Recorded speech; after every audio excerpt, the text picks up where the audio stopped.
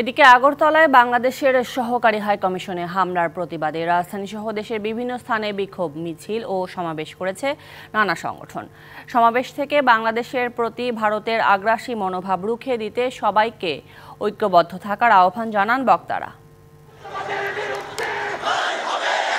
আগরতলায় বাংলাদেশের সহকারী হাইকমিশনে হামলার প্রতিবাদে রাজধানীসহ দেশের বিভিন্ন স্থানে বিক্ষোভ হয়েছে আজও। আমরা চ্যালেঞ্জ দিতে চাই। জাতীয় মসজিদ বায়তুল মোকাররম এলাকায় বিক্ষোভ মিছিল করে ইসলামী আন্দোলন বাংলাদেশ। হাইকমিশনের সদস্যদের নিরাপত্তা দিতে ভারত ব্যর্থ হলে তাদের ফিরিয়ে আনতে সরকারের প্রতি আহ্বান জানান বক্তারা। ওরা যদি আমাদের হাইকমিশনারদেরকে নিরাপত্তা দিতে ব্যর্থ হয়, আপনারা প্রত্যাহার করে নিয়ে আসুন। আর ভারতকে স্পষ্ট ভাষায় এই বাংলাদেশ কাছে ক্ষমা চাইতে হবে।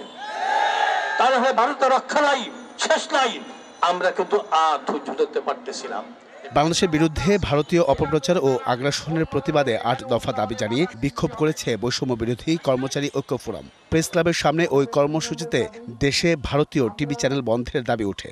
বাংলাদেশের মাটিতে ভারতের কোনো টিভি চ্যানেলের আমরা দেখতে চাই না।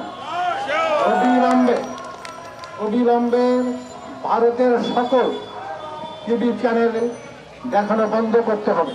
মাঠের অলরাউন্ডার আমি, আর ঘরের allrounder Tilex. Tilex toilet cleaner, clean মানেই টাইলক্স। একই দাবিতে বিক্ষোভ করেছে খেলাফত মজলিস। ইসকনের মাধ্যমে স্বৈরাচারের দোসররা বিশৃঙ্খলা করে অন্তর্বর্তী সরকারকে বেকায়দায় ফেলার ব্যর্থ চেষ্টার অভিযোগ তুলে বক্তারা। যদি ভারত সরকার মনে করে যে এই দেশে কোনো একটা অজুহাত খাড়া করে এই দেশে তারা আসবে, আমরা 18 কোটি জনগণ বুকের রাজা রক্ত ঢেলে দিয়ে দেশের স্বাধীনতা সার্বভৌমত্ব রক্ষা করার জন্য প্রস্তুত আছি। শাহবাগে জাতীয় নাগরিক কমিটির সমাবেশে সংগঠনের আহ্বায়ক বলেন, সকল ষড়যন্ত্রের বিরুদ্ধে মাঠে আছে ছাত্র জনতা। আগামীতে বাংলাদেশ নিয়ে যদি কোনো ষড়যন্ত্র হয়, বাংলাদেশের শান্তি প্রিয় জনতা যারা রয়েছেন, ছাত্রবৃন্দ যারা রয়েছেন, আপনারা ঐক্যবদ্ধভাবে মাঠে থাকবেন। আমাদের লড়াই চলবে।